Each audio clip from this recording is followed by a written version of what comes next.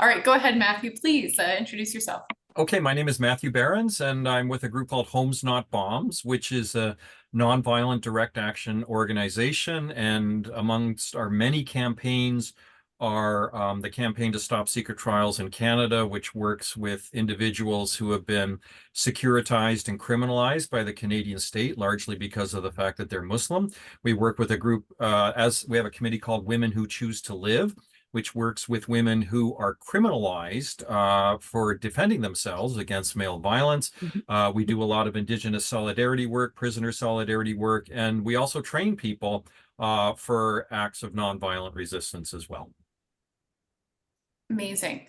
So I guess my first sort of broad question, just to open it up, is can you talk a little bit about how a lot of people have this paradigm that illegal equals bad, and that when things are legal, they're good? Can we talk about that framework a little bit? Sure. Well, there's an old quote that some of you might be familiar with from Pascal that says that the law in its majestic equality forbids both the rich and the poor from stealing bread and from sleeping on park benches and going through garbage to try and claim things. So we live in a very unequal society, and the laws exist and the courts exist to uphold laws which are made by the privileged and the powerful. And so when you run afoul of those suddenly become illegal actions. And one of the things I'm hoping to talk about tonight is how I think that we need to look beyond the traditional framework of civil disobedience, which looks at the concept of law breaking, to the concept of civil resistance and nonviolent resistance, which is about actually upholding the law, which is part of the so-called rules-based international order that Trudeau and Freeland and everybody else is always touting. So how would you define civil resistance as opposed to terms that people might be more familiar with, like direct action or civil disobedience? Sure. Well, let's start. Is it okay if I start with civil disobedience? Civil disobedience is the conscious breaking of an unjust law. And a lot of this comes out of an essay by Henry David Thoreau during the Civil War in the United States in the 1860s, in which he wrote an essay on civil disobedience. And it's largely been adopted by a wide range of groups. Suffragists adopted it and studied Thoreau. Gandhi studied the suffragists, the civil rights movement, the Black liberation movement in the United States, studied with Gandhi and Gandhi's adherents. And we've seen these movements not only in North America, but pretty much around the globe. Erica Chenoweth is a scholar at the Einstein Institute, and she has documented how largely most revolutions that are successful are nonviolent revolutions, which often involve that traditional concept of civil disobedience. But also, if we can go a little bit beyond that, as civil disobedience has evolved over the last 50 or 60 years, the concept of law breaking is no longer as relevant to the definition as it used to be. It's now something that when you are out there occupying the offices of the RBC over climate change, or when you are engaged in a blockade, or you engage in some kind of action which might merit, in the eyes of the state, police intervention, the question is, are you really breaking the law?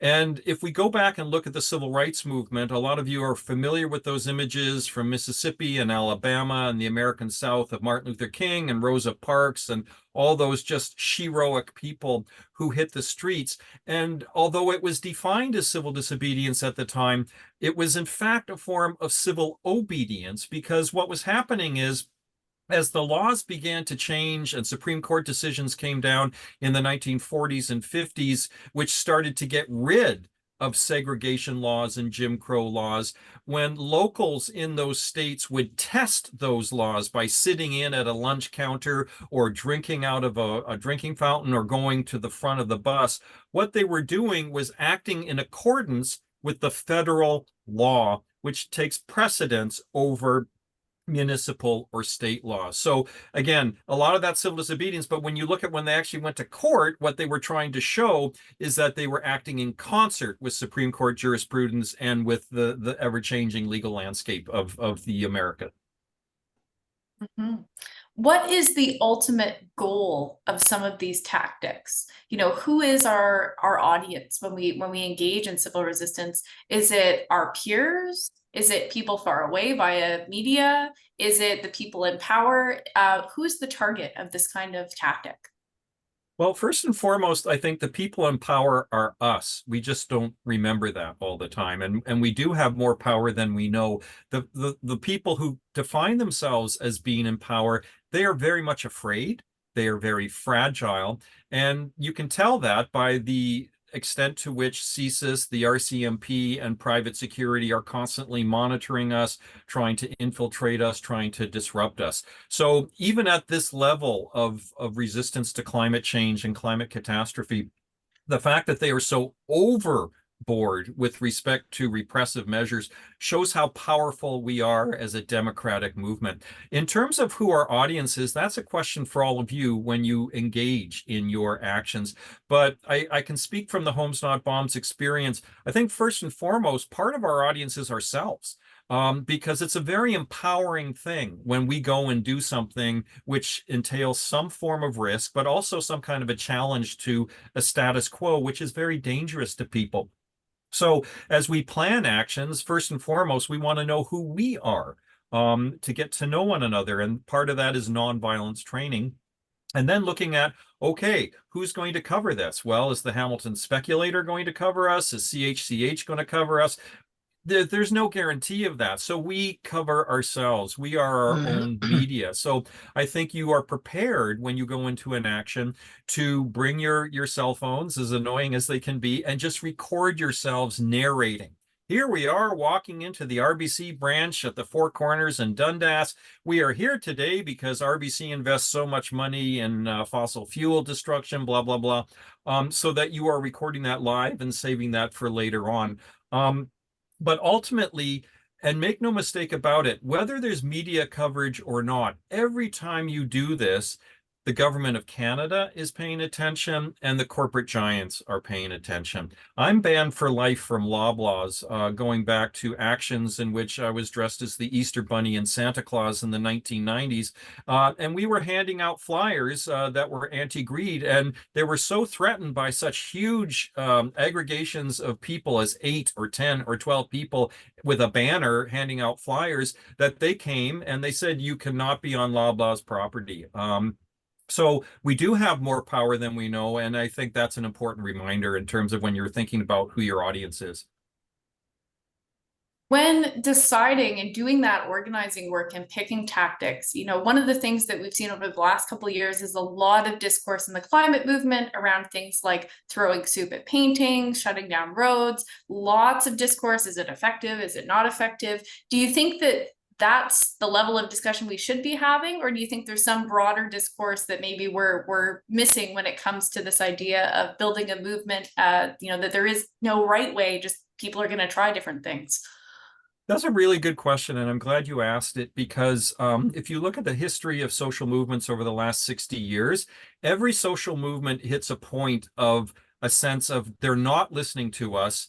And the only way we can speak out or send our message is to do this almost kind of end times action, blowing up a building, causing massive amounts of quote unquote property damage.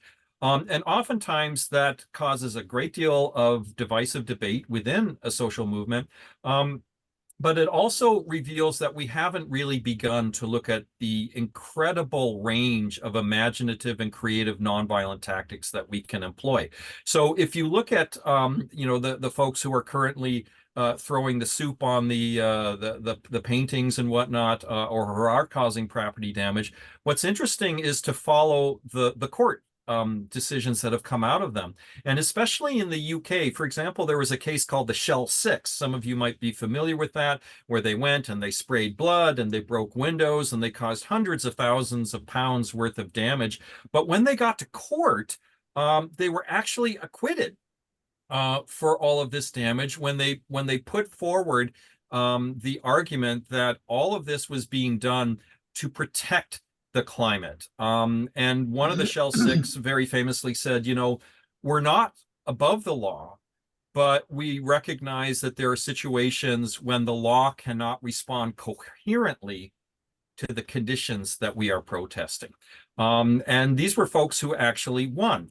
The question then becomes, even if you win in a case like that, is it the most wise and prudent thing to do to say, okay, let's get out the tomato soup cans and that's the focus of our movement? I think there's room for all of these things, but I think ultimately, if you are trying to build up a movement, the kinds of actions like we saw at the RBC in Hamilton, I think are beautiful because they are focused, they are dignified, they are human, and they are people acting out as you would in your everyday life. When we do performative things, I think there's a place for performative action, the blood pouring, the soup pouring, whatever that might be. But I also like to think of the fact that if we are world changers, if we see our avocation as being a world changer, think of what you do in your day-to-day life. When you go to work, do you run around saying climate change has got to go? No, you talk with people. And I think the more that we have actions that are accessible to people, that's our audience, right? Because we want people to say, what are you doing here? Why are you doing this? And then you can hand them a flyer. When you have been at demonstrations or you come out of a building and you see 5,000 people marching down the street with banners and flags and they're all chanting in unison, it can be very empowering, but it can also scare the pants off of you if you've never been in a demonstration and you don't know what that demonstration is about. Yeah.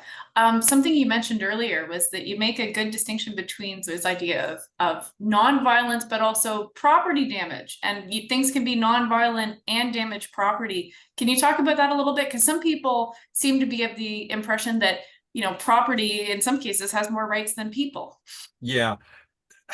There's actually a history of this, and this was really ignited during the war against the people of Vietnam in the United States, when a group of 9 Catholic priests, nuns, and lay people went into a draft office 50, what year are we in? 1968. So 56 years ago this month in Catonsville, Maryland, and they took draft files, which are used to draft young men, send them into the military, and drop napalm on other human beings in Vietnam. And they brought them out and they put them on the ground and they said, these are hunting licenses for children. And they poured homemade napalm on those draft files and they destroyed a whole bunch of draft files. And this question came up. You are destroying government property. And Daniel Berrigan said, you know what? There's property and there's anti-property. Property ultimately is something which contributes to life. So if you think of medical instruments in a hospital, that's property. If you think of the tractor that runs on biofuels to help get you your crops harvested and stuff, that's a form of property, I think, which we can agree is something which is helpful. But when we see nuclear weapons are not property. They're anti-property. The question, I think, Lucia, that you're asking, I often see at demonstrations, you'll have a mass of 100,000 people, and then there's a group of people who want to put masks on and go and smash windows. And you know what? Suffragists smashed windows. That is part of that tradition. The question is, why are you smashing windows? What is the strategic purpose? And also, what is your audience? I remember during the G20 summit in 2010 in Toronto, when people started smashing windows on Yonge Street. And among the windows they smashed was of a Pizza Pizza. Pizza Pizza is an evil corporate chain, but they weren't thinking about the fact that there were immigrant workers who were franchisees on the inside who were absolutely terrified. This is their workplace. And they're not responsible for Pizza Pizza's policies, but nonetheless, think about who's on the other side of your property destruction. There is a way of destroying property, I think, which is strategic, which is valuable, but how are you going to explain that to people? And ultimately, how are you going to go to court and say what we did was necessary to preserve the peace? So If you know of someone who is planning to murder a whole bunch of people with a machine gun and you go and you smash up that machine gun, then I think people will go, yeah, that makes perfect sense. This is an unstable person having access to a weapon. That's a form of destruction I think people can relate to that would not be seen as violent. I think when it comes to, okay, well, the RBC hasn't listened to us for 3 years, we're smashing windows. I don't think a lot of people are necessarily going to get that. I'm not judging the individual choices here, but I am asking that question. How are you going to explain that to people? How is that connected to your ultimate goal? And in nonviolent direct action, your ends and your means need to be consistent. And I think when they are consistent, we see that in the civil rights movement, then people can relate to what you're doing. Yeah, when we think about a lot of the vanguard of climate direct action is Indigenous led in Yes. Canada, and a lot of it is blockades. It's preventing people from getting in and doing the destruction, which is, like you said, very aligned, right? Means and ends, that common goal of not building that pipeline and not doing the harm. So that's a really good way to frame it. In terms of sort of where society is at in recent years, I think there's definitely a tendency to think about some of this activism as being new. I really appreciate all the historical context that you bring to say, people have been building social movements for a very long time. One of the things that's a little bit different is that people don't connect in person as much anymore. How are you finding ways to connect with people, like even people passing by on the street? I think over the course of my lifetime, I've certainly seen a shift in attitudes, and even regionally, being in a small town versus being in a big city.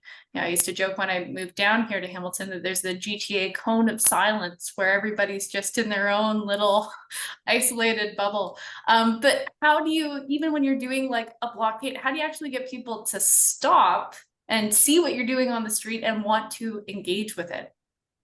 I think it really depends not on the blockade itself, but your preparation for the blockade.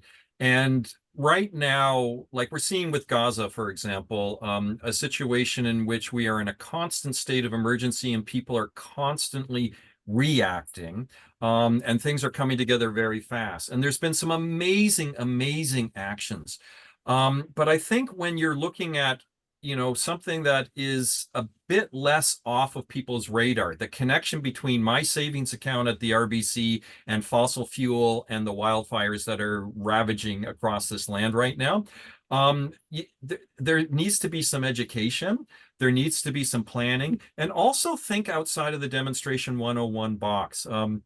Right now, to this day, I think, and all of us have been there, we've gone to demonstrations that are like, there's three chants, hey, hey, ho, ho, bad shit has got to go. And we've got a list of 14 speakers who are all going to say, sisters and brothers and non-binary siblings, climate change is the worst thing ever. And we all clap. No, we shouldn't be clapping when somebody says climate change is the worst thing. But nonetheless, I think you see where I'm coming from here, is that instead of, in addition to doing that, because there's a place for all these things, can you think about the use of theater?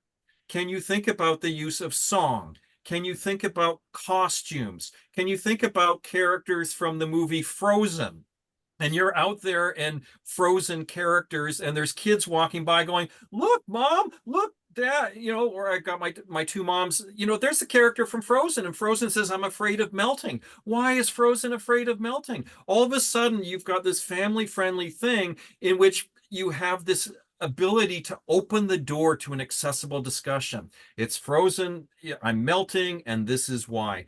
And we've seen that in Homes Not Bombs, where, for example, we have dressed up as Wizard of Oz characters. And they're transportable anyway. Imagine doing a There's No Place Like Home, but unfortunately there is no more home, if we destroy this planet. So there's lots of different ways I think that can be done. And it's also fun, because it's kind of, I think when people think of demonstrations, they think of how they're presented to us in documentaries or on the news. It's a clash with police, and they forget that a demonstration is anytime you're out there speaking or acting or singing or dancing out your truth. Wow, great ideas. One of the things that you sort of briefly mentioned is this idea of clashes.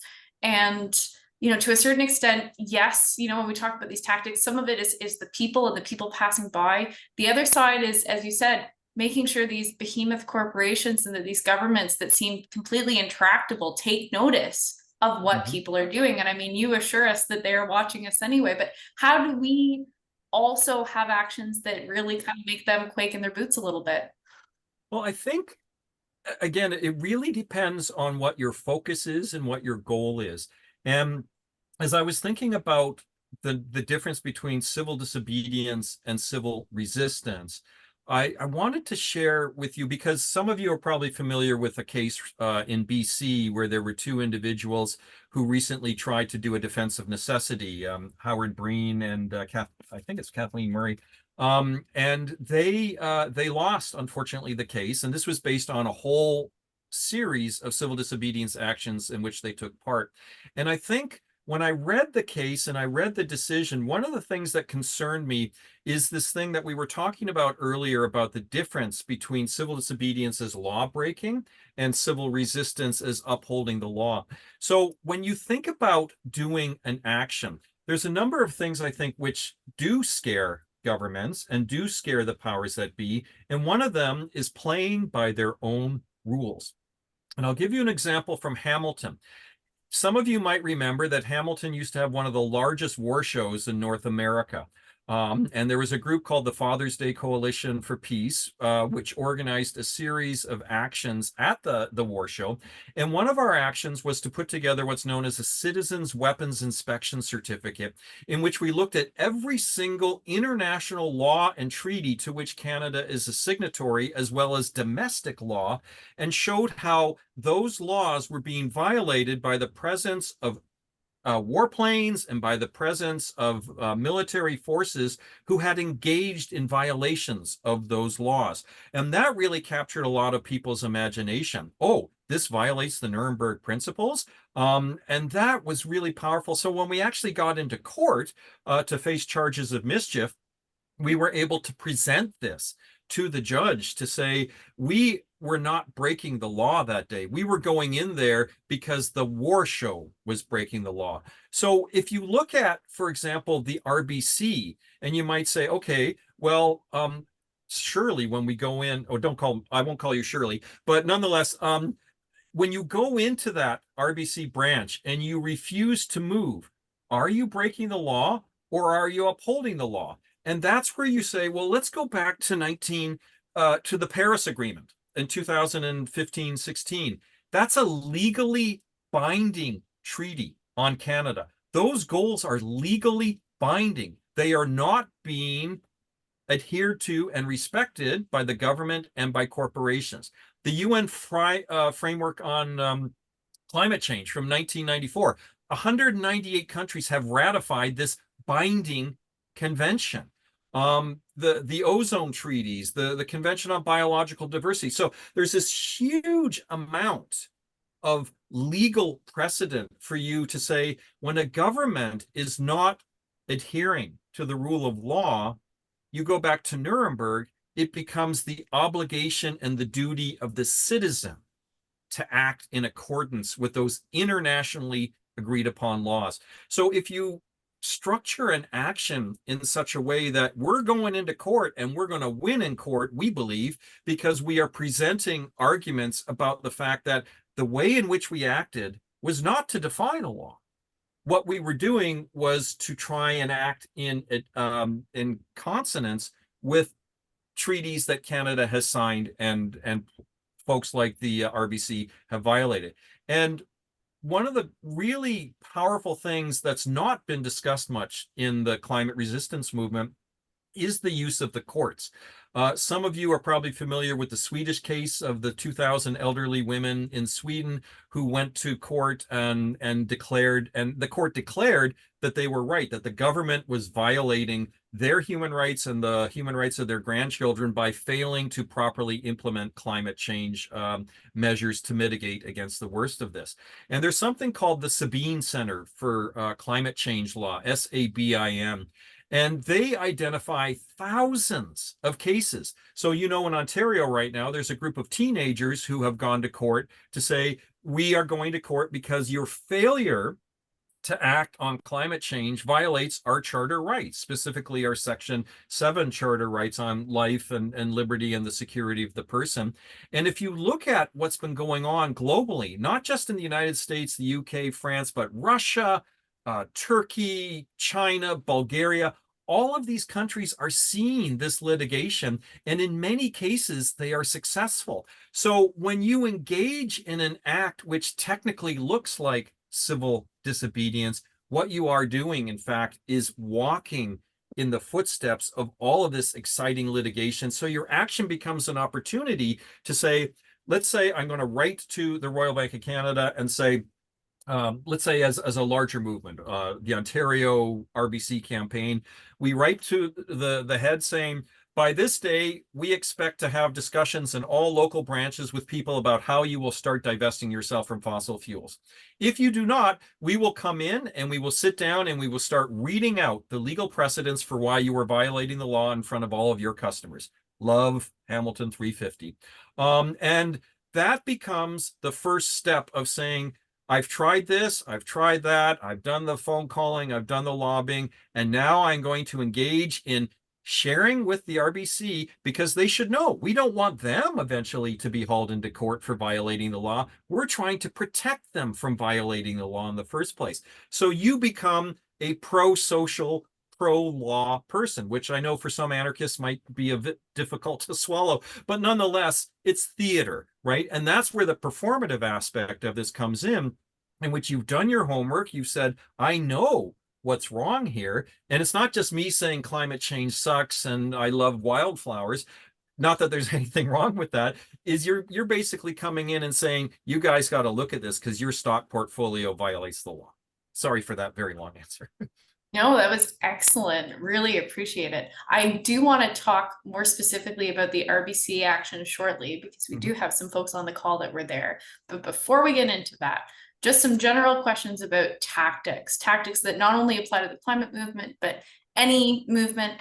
One idea that, comes up a lot in nonviolence training is this idea of safe numbers. Could you talk about, what does that mean? And what type of actions is that sort of a concern for? Safe numbers? Yeah. So for example, if you want to take over a street and you're one person, that's not going to go very well. Oh, I see. And if you're Yeah. 5 people, it still probably won't go very well. But if you're Right. 30, it'll probably go okay. Yeah. So this idea of figuring out what number of people you kind of need, and also maybe what actions you can do with a small number of people. Sure. Yeah, that's again a really good question because when you are engaged in something which might lead to a confrontation, it really is critically important to have an infrastructure in place. And by infrastructure, what I mean is affinity groups, and your affinity groups are groups of people, usually 10 to 12 people, and everybody has a role in that. There are some people who are going to be placing themselves in a position of risk, perhaps risking arrest. There are other people who are going to be there as legal observers, as people who are filming, not only for media purposes, but also in the event that, if you accidentally shake an officer's hand and he says that's assault police, you've got that on film so that when you get to court, you could say, excuse me, that's a bogus charge. And yeah, you want to scope out your stage. And if your stage is an intersection, who's going to be, do you have enough people so that every traffic coming in every direction, you've got people in yellow vests who are going to be able to go out and say, we're just blocking the road here for a very serious situation, but here's a flyer about this. Hey, how are you doing today? So that you are out there de-escalating and calming things down. So depending on the level of risk and the level of tension in that, you're going to want to look at how many different people you need just to be vibes watchers, vibes catchers who are going to be prepared to ensure that everybody is safe. What we're seeing increasingly with street actions is it's not like 20 or 30 years ago when most people would just stop and say, there's nothing I can do. People are getting really angry and they're starting to run through demonstrators in the streets. How do we respond to that? So these are the kinds of discussions you're going to want to have before you take part in that kind of an action. If you're looking at a smaller action, like the RBC action that took place in Dundas, it was, like from what I've seen and speaking with the participants, some of whom I've been arrested with before, I just thought it was a beautiful action because it was very simple. It was an opportunity to speak a truth and act a truth with their bodies, and to have that group on the outside who were there to welcome them when they came out so that they were not alone. It's one thing to go in as 5 people and you're arrested and there's nobody outside to applaud or say, yay, go team. But it's completely other when you've got different layers where people can be, okay, if you don't want to be in any area of risk, don't go in the building. Stay out here with the banner. Things like that are really critical. Yeah, providing different tiers for people to take different levels of risk. Absolutely. Yeah. When it comes to these actions, not everyone has the same amount of risk. If you're building a movement, you can have all ages, you can have people of visible minorities or not, you can have people of all different types that might be part of your movement. And how do you make sure that you are allowing marginalized voices or vulnerable voices to be in a position of power, but maybe not necessarily in a position of risk? Well, I think the first question to ask, which we always do when we are working, for example, in solidarity with Indigenous folks, is to say, what do you need? What do you need to feel safe? What do you need to participate? And what do you need us to do in the event that you were singled out and targeted? So, for example, during a demonstration against the Muskrat Falls mega dam in Labrador, we had Indigenous elders who were arrested with us. And sure enough, one of the only people handcuffed after we were arrested was an Indigenous elder. So by the time we got to the processing zone, we refused to cooperate until those handcuffs came off. So I think having those discussions beforehand, because you want to make sure not only that they are feeling safe going into the higher level of risk, but you also want to make sure that they are comfortable with what you might do in the event that they are targeted. They might not want you to be rocking a police car when they are on the inside of it. So having these discussions, go through every potential scenario before you do your action so you are prepared. Role play your actions. If it looks like it's going to be physical, have half your role play team be the people who are pushing you around, and get people used to the fact that we live in a time not very different from Alabama in 1961, when people are going to yell some pretty racist, homophobic, transphobic things at you.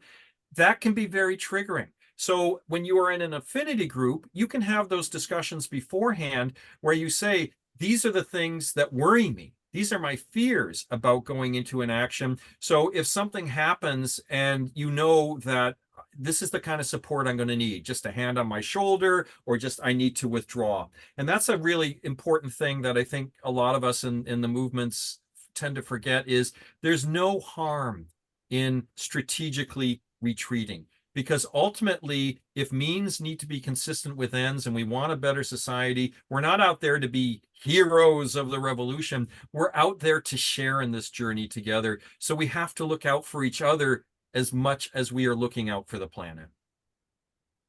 So I've got two depressing questions before we talk about more optimistic things like the action in Dundas and what comes next.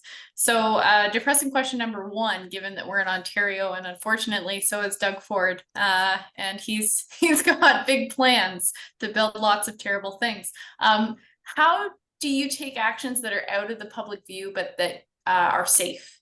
For example, if people wanted to go block highway development and it takes them a little bit off the beaten path and out of public view, how do people keep themselves safe when they're looking, in the climate movement, a lot of it is infrastructure that might be targeted and it's not accessible. Yeah. Well, we've seen monkey wrench actions in which small groups of people have gone and interfered with pipeline development. You might be familiar with the case of the Catholic workers in the United States around the time of Standing Rock, who went and basically turned off the flow of oil that was coming down. These are actions which are high risk. Or higher risk, I should say. And I think it's really critical to look at scoping out your site. So when you look at that site that you are going to be taking part in an action, where's the bathrooms? Do you have access to washrooms? Do you have sufficient food and water for people? Do you have sufficient legal observers? Are you in danger of being completely surrounded and pummeled either by the police or by counter protesters or whatnot? And if that is a possibility, do you have enough people to form a protective, nonviolent defensive line to prevent people from attacking you in much the same way that students at McMaster and the U of T and U Ottawa and across this country and around the world are doing their Gaza encampments? You see, especially at the U of T, courtesy of the U of T, first and foremost, they very beautifully gave the encampment a fence saying, do not go beyond this fence. Oh, well, what a perfect place for an encampment. So the U of T really blew it there, but they have security there. The people are trained in nonviolent de-escalation, and they have ground rules that everybody must adhere to. And I think when you engage in an action, it's important to know what your basis of unity is in that action to say, okay, when we get there, are we going to run? Don't bring your pets, don't bring drugs or alcohol, don't bring any weapons or anything that can be seen as weapons. And these are all things that you would want to cover in a nonviolent direct action training before your action. But again, yeah, I agree with you. There are some fairly remote actions that do take place, and they can be difficult because you're dealing with folks, especially police, who might not be used to this kind of thing, and they might overreact. Or they just might ignore you and leave you to freeze for a very long time as well. So you need to have what is my response to just being left alone out in the middle of this place where there's no infrastructure. My last of the depressing questions, and you alluded to it earlier with the idea of people using their cars in violence against protesters. We are in a time in which the ascendancy of the climate hoax, the climate scam, axe the tax, this kind of really angry anti-climate messaging has been linked to a lot of really dark stuff, anti-trans hate, a lot of really passionate, fiery, hateful rhetoric, inspiring people to oppose climate action. This is a really volatile mix in a way that I think, even 10 years ago or 15 years ago, you wouldn't see the same vitriol of people who are potentially counter protesters or disruptors. How do we prepare for that? How do we deal with people who are so interested? If we target road infrastructure, they will pursue auto violence, right? When we target various messaging, they will come with not only opposition but hate for a lot of other people wrapped up in that, which could be triggering or malicious to other people in our group. Yeah. Again, really, really important question. Thank you for that. I think first and foremost, it helps to know our history, because this is not the first time in history where folks working for social justice have faced that hatred. If you go back and look at the suffragettes, for example, in the UK, they were subject to incredible violence from men on the sidelines of actions. If you look at the civil rights movement, the Klan, the White Citizens Councils, they would come out when Martin Luther King went to Chicago in 1966. Bricks were being hurled at him, gunshots were being fired off. So those folks looked at that and they said a core part of what we need to do is differentiate ourselves from them. And that's where nonviolence is important. And I know that in the movements, there are some people who think that nonviolence is passive, that it is inactive. But if you look at the history of nonviolent direct action, it's very confrontational, it's very in your face, and it gives you the space to engage in creative actions that can disarm your opponents. So if we look at those examples, Lucia, that you were using, especially of the anti-trans folks and stuff like that, let's look at what the folks who counter-protest the Westboro Baptist Church. Some of you are probably familiar with the Westboro Church. They go to horrible to events, and they, God hates, homosexuals, things like that. And they dress up and they have signs that counter them with a great deal of humor. They find parts of the Bible that actually counter what the protesters are saying. And they do things like there was a group in Nashville recently. There's a group of white power advocates, and they go on street corners and they chant white power. So a group of women dressed up in these really bizarre angel outfits, and they had these big signs that said wife power. And so when they went down the street and the Nazis were chanting white power, these women were chanting wife power, and it confused them because it sounds like white power, but it's not, and it makes them laugh. The other thing too, I think, which is important in a situation like that is, can you do something that makes it really hard for them to attack you? So if your action is a dance party and you are playing country music like Garth Brooks and Friends in Low Places, which may very well be, it's important, I think, sorry, I shouldn't say it's important. That's so, anyway, what I find helpful is to take a couple of Tums to settle my tummy, and then go on to some of these right-wing websites and look at what they're saying and look at how they're saying it and the kinds of signs they have and the kinds of chants they have and the kinds of strategies that they're employing. Because just like football players from the Ticats, they study the Argonauts before they play them. I think it's helpful for us to study our opponents. And then when you know what they're up to, you can actually prepare things that will make it harder for them to attack. And like I say, dance parties are great ways. If your thing looks like fun, you've got people doing dance kicks and you've got a chorus line and things like that, it makes it so much more difficult. If you've got somebody doing some great stand-up comedy, so basically things that would make it harder for them and that they might go, oh my God, that was so funny what they just said.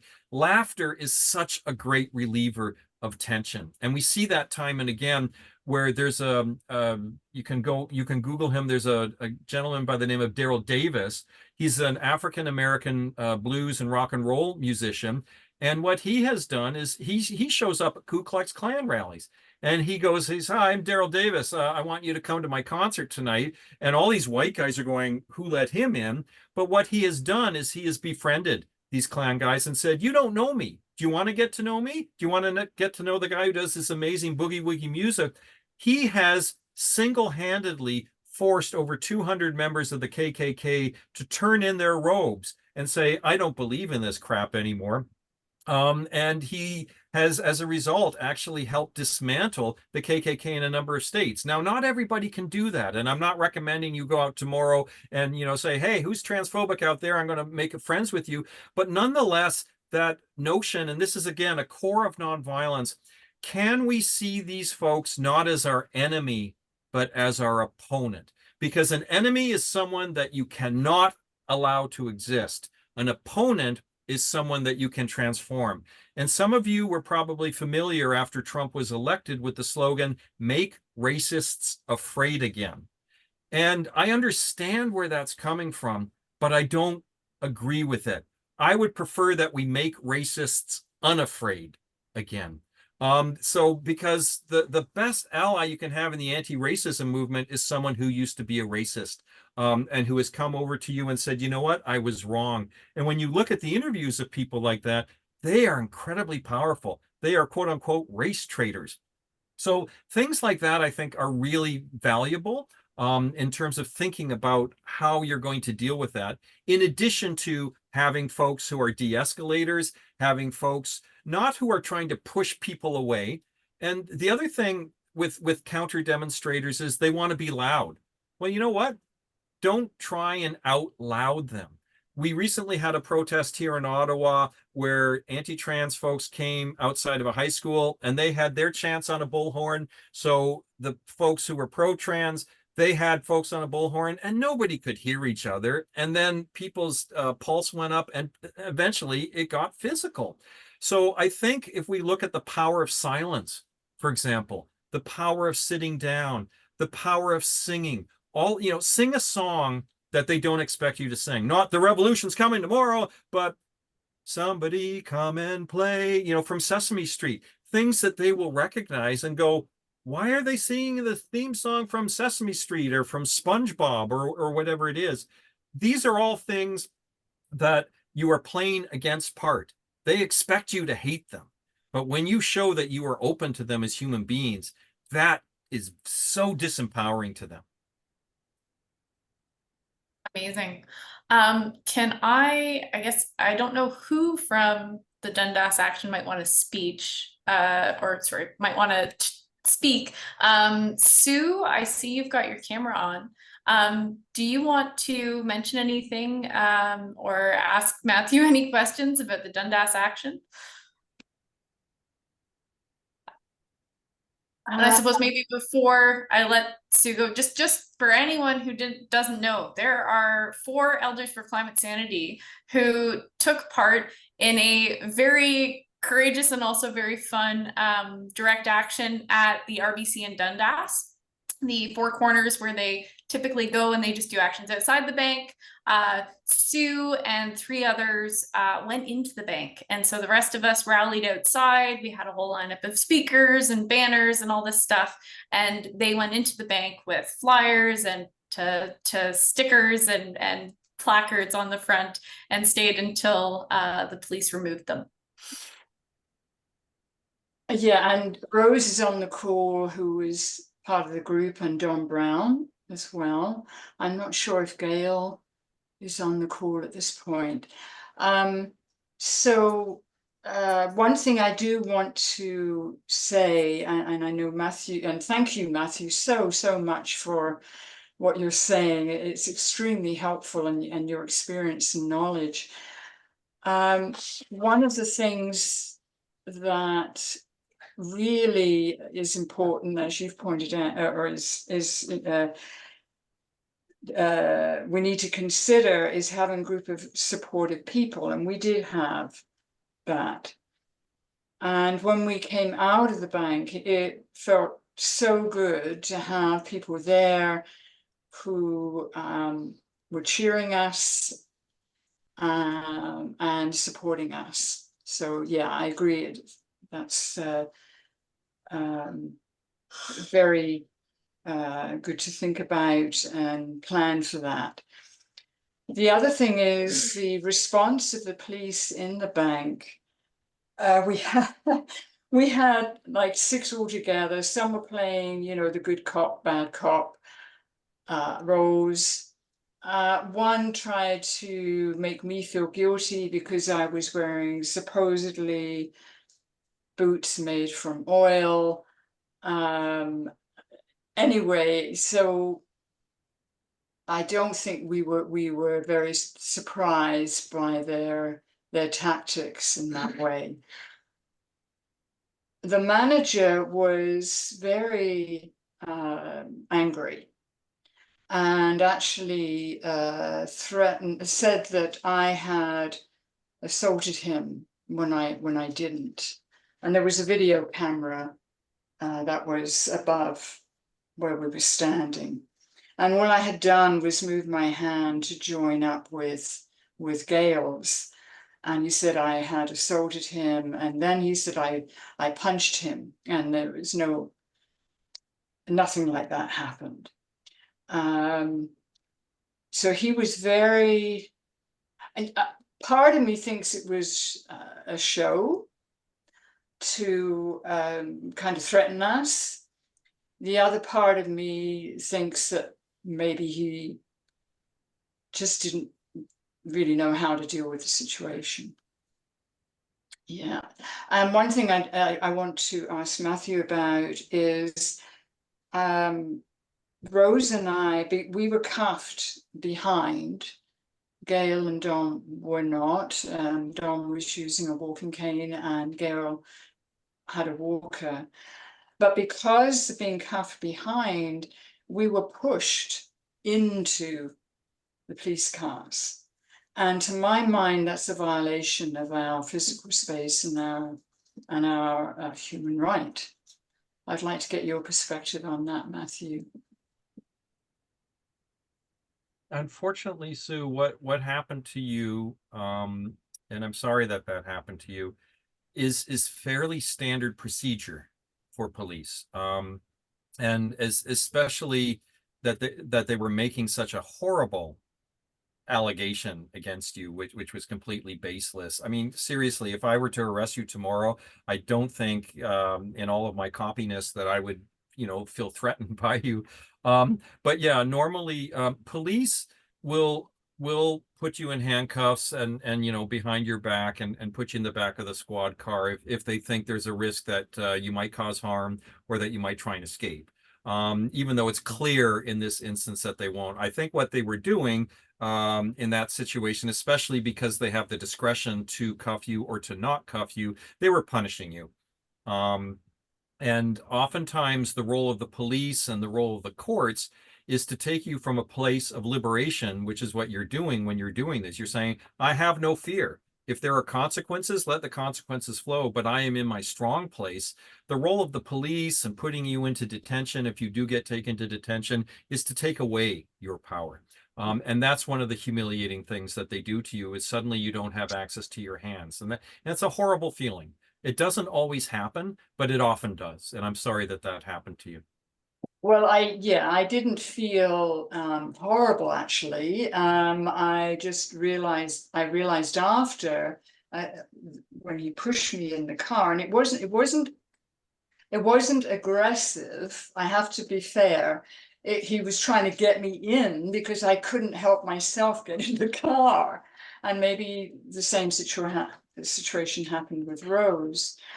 And I must say, and I think Rose and John would agree, and Gail, that they did everything they didn't really want to arrest us.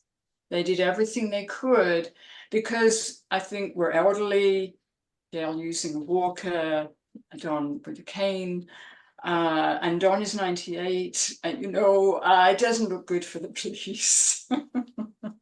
Yeah, and when I posted that, I remember Gail saying, I saw that this was on there and it had like 1,000 hits, and I said, Gail, we've only just begun. So I shared it on my lists, and within 2 days we had 25,000 views and comments like, "Go grannies, I want to be like that, not when I'm their age, but when I'm my age. And why are the Hamilton cops doing this when there's so many more forms of violence taking place in the community?" So I think again, part of nonviolence is showing the contrast between their violence and, whether it was polite or not, that's the use of state violence to repress your peaceful action against a group of people who clearly pose no threat. And that's why your action is so powerful. And that's why so many nonviolent actions are powerful, because people can see the dynamic in the same way that people look at the encampments right now and recognize that they're like picnics. Why are they bringing in riot cops, especially in Alberta, to, with flashbangs and these huge guns to disperse completely peaceful people?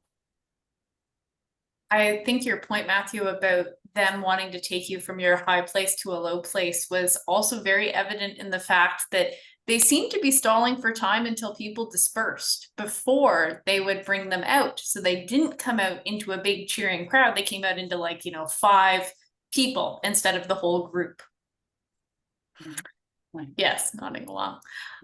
Sue, any other questions? Just one more thing I want to say, if I can remember it now. Oh dear. It's always been that way. It's gone. That's okay. I'm going to go to some of the people who have, I think someone's mic is on. I was going to go to the folks who have their hands up for questions. Michael Van Dusen. Hi, so yeah, Michael, Toronto. And I, along with Brooke and Kim Bradshaw, were 3 of the people who sat in the RBC Bank on April 9th. And we were taken out in handcuffs too. And although I have to say we were treated with a great deal of respect, I was wearing my Roman collar. But one of the things that we have chosen to do, I think there's 3 or 4 of us, is we have not paid the fine and we have asked for court dates.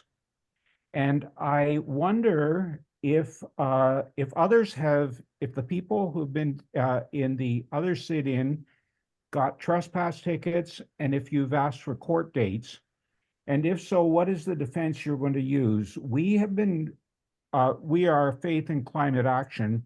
So we were going to use faith and I in particular am going to use my baptismal covenant to respect, sustain, and renew the life of the earth as my moral obligation to do this. And but I want to know whether others have, first of all, have decided to go to court, and secondly, if you have decided what your defense is going to be. I'll stop here. Sue, do you want to answer that one? I can. I'm just wondering if Rose or John want to say anything about that. I think they're both on the call. No? You can keep it high level for the purpose of this recorded call and maybe take some specifics offline. But generally speaking, you guys have a court date. Yes, we do. I could speak to that. Okay, We Rose. have a second, yeah, we have a second date, which is June the 12th. We do not really know what to expect at that time, but we were told that we would be receiving statements of full disclosure. We were told that the first time we went to court, and we have not received anything. The prosecutor and the judge told us that if we studied those, then we would decide on our plea whether it would be not guilty or guilty. But we had already agreed as a group that we would plead not guilty on the basis of necessity, the arguments of necessity that actually, Matthew, you were telling us about. Yeah, I see Matthew nodding along. Do you want to chime in anything about, is what they're experiencing normal for people who try to pursue court options? Yeah, the court process is very slow. And part of the reason it's slow is just because there's just so many people going through it and there's so few resources. But it's also, it's not a huge priority for them. They don't want to have to invest resources into prosecuting a group of seniors, including someone who's 98 years old, because it makes them look bad. And what they're hoping is you'll get frustrated or you'll get tired of this and just say, okay, I'll plead guilty and pay my fine, and then it all goes away. The longer that you exist as, the Dundas Four, the more you are a thorn in the side to the RBC, and to the court structure, and the more you are a rose to everybody in the climate change movement. Right. And can I just add, sorry, Yeah. when you talk about necessity, there are actually precedents for the use of the defense of necessity. And I think, when you look at your defense, it's helpful to look at where the case law is, and I have met with the group of the four of you to talk about how we could actually incorporate this in. But there's Supreme Court jurisprudence that actually defines what necessity comes down to. And the first ground of that is imminent peril or danger. And all you have to do is try and breathe the air, and you know that there is imminent peril or danger. Secondly, you have no reasonable legal alternative to the action that you took. And I think what you can say in court is to say, we've been out in front of the RBC and Dundas for 3 years. We have signed petitions. We've done this, we've done that, we've done that. They are breaking the law. We are upholding the law. So it's not that we had no reasonable legal alternative. We are the legal alternative. And then there's got to be proportionality between the harm inflicted and the harm avoided. So what is the harm inflicted? You disrupted business as usual for about 10 or 15 minutes. What is the harm avoided? Well, the harm avoided that you sought to avoid was the ongoing investment in this climate catastrophe that's taking place. And there was a group of people, one of whom was arrested with you, Richard, Michael, in Toronto, who was arrested in 1989 or 90, occupying the consulates of the nations that were bombing the Innu people with NATO war training. And they won a necessity case based on similar grounds, that this was a group of people who had campaigned in solidarity with the Innu for many, many years. They had signed petitions, they'd gone to marches, and they felt they had no other choice but to go and sit in. And they won that case. So there are legal precedents for this. I was surprised actually to see in the case from BC where they said that there were no legal precedents, but there are.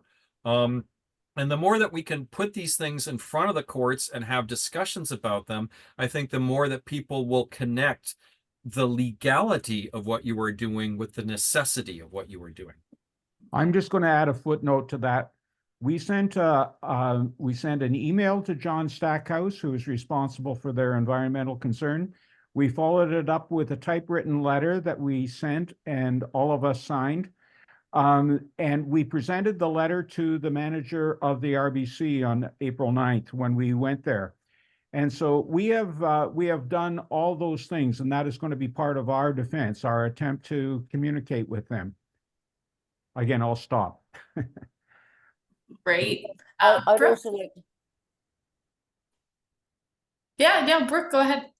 okay, yeah, I'd also like to say, I mean, I with a group from Climate Action, Seniors for Climate Action Now, we picketed outside an RBC for about 9 months, well, on a regular weekly basis. So that was also something, you know, that I could claim in court, is that I had done that, and as well as the letter that we sent.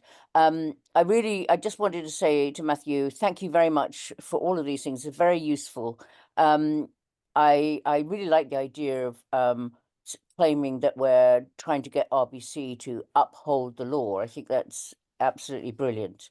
And I would really like to try and use that.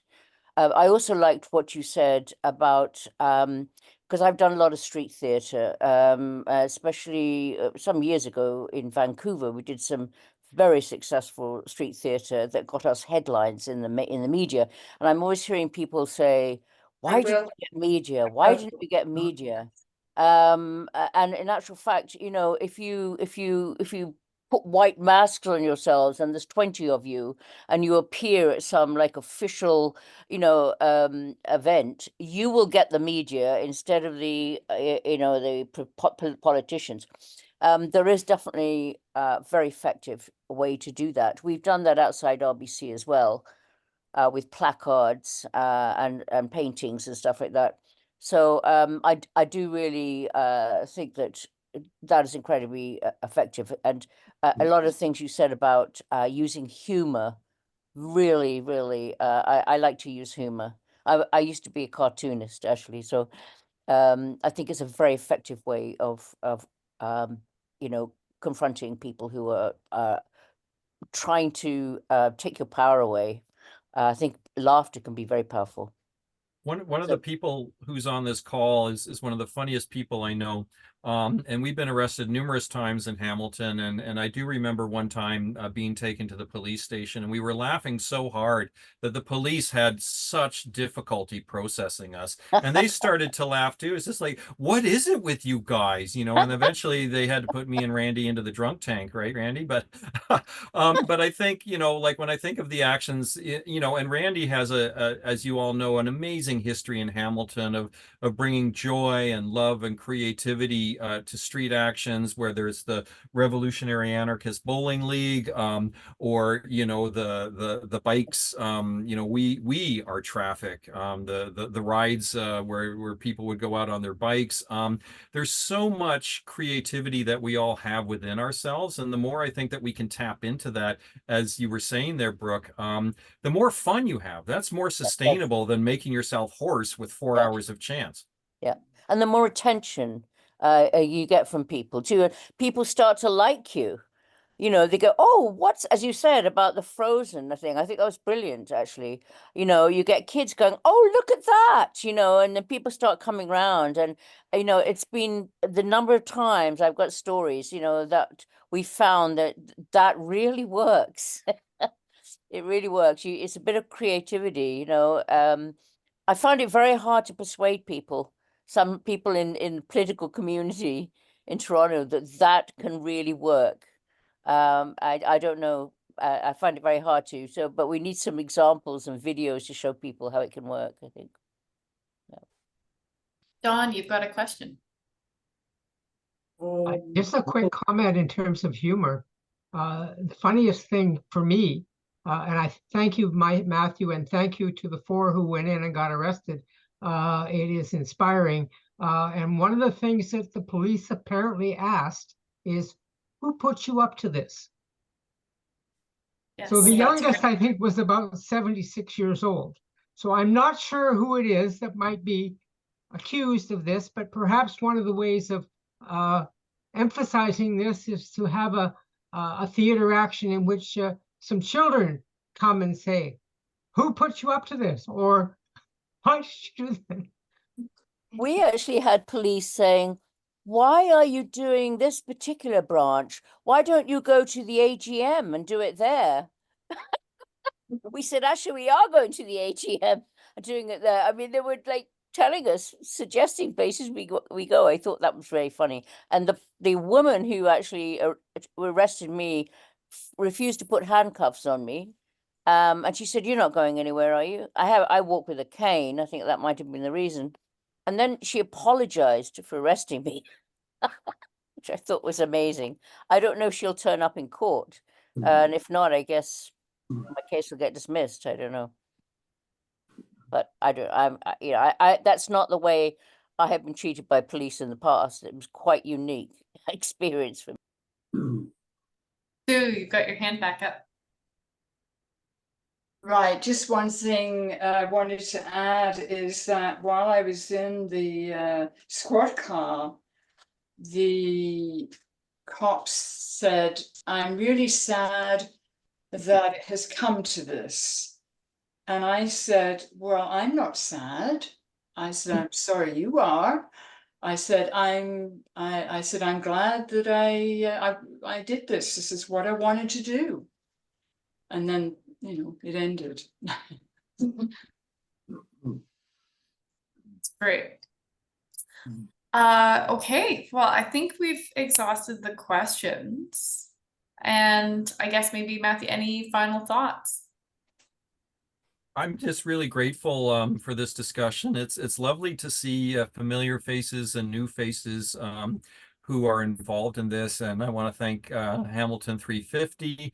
And I think one thing I just like to share as kind of a final thought is this is a difficult issue in the same way that dealing with nuclear weapons has been a difficult issue. And back in the late 70s and early 80s, some of you were around for that time period when we were dealing with the cruise missiles and the big arms buildup with Reagan and whatnot, is can we use language which is hopeful as opposed to bleak? Because we are dealing with some really bleak stuff, but can we use language that acknowledges the bleakness but gives us hope? And I was just looking in the chat here, and there's a group called, as you know, Fridays for Future. That's Greta's group. That's hopeful. It's about a future. And then we have another group, and again, I respect a lot of the work they do, but think about the language. Last generation climate. This is it, folks. We're done. And while that sends a message, a certain message, I think people who don't have anything to do with this might just go, last generation. Yeah, I guess they're right. We're effed. Let's go to the bar and get drunk. So I think the more that we can put, as hard as it is, positive language into our actions, the more accessible we will be. Because right now, when you look at the surveys and you look at why people are or are not involved in this stuff, I think the reason that's most often given is it's too late.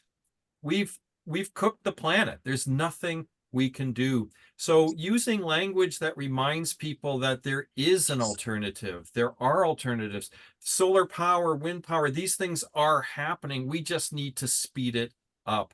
And what you are doing, in the same way that you're not defying the law, you are upholding the law. You go from a negative to a positive, using language in our flyers, in our public communications, and even in the naming of things You know, when somebody says, who put you up to this? Yeah, my grandkids put me up to this. I'm not getting funded from Hamas or from Putin. It's my grandkids who are funding this because they want a future. It's for my grandkids' future. Thank you. No, thank you so much, Matthew, for coming in and contributing. Excuse Now, me, could I think Don Brown was about to say something. oh, Don, I'm did you not- want to speak? Oh, well, one of the things that was such a contrast to me was that one of the Royal Bank managers was very friendly to us, by contrast to the one in Dundas. We were out doing leafleting one time when it was snowing outside, and we had visited her, and she was very cordial, and I think took seriously what we were saying. And on that day when it was snowing outside, she asked the security guards to put some chairs out in the lobby for us to come in and keep warm. So, you know, in contrast with the manager in Dundas, who just wouldn't hear us at all. It was really a major difference to me. I also was on that occasion when we were in the bank together, the four of us. I had my daughter and my three great-grandchildren also pictured on my chest as well. And the other thing is that the church to which I belong realizes, its director said that this is really a moral issue. And if we want to uphold our baptismal covenant, we're doing the right thing. So those are very supportive things for what we're doing. And we're going to keep on doing them, I think. Thank you. No, thank you, Don. Brooke, you got your hand up again. Yeah, hi. I just wanted to say thank you for that, Don.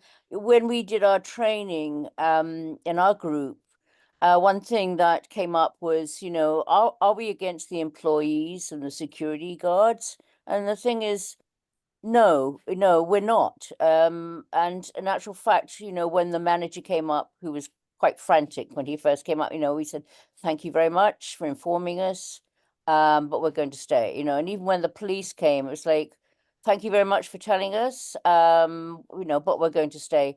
And we're not against the employees. Some of the employees themselves may actually not like RBC. I mean, they are human beings, and even though you know, the police are who they are, and I'm not, you know, I'm not going to be, you know, particularly friendly with the police exactly, but they are human beings, and I think it's important to be.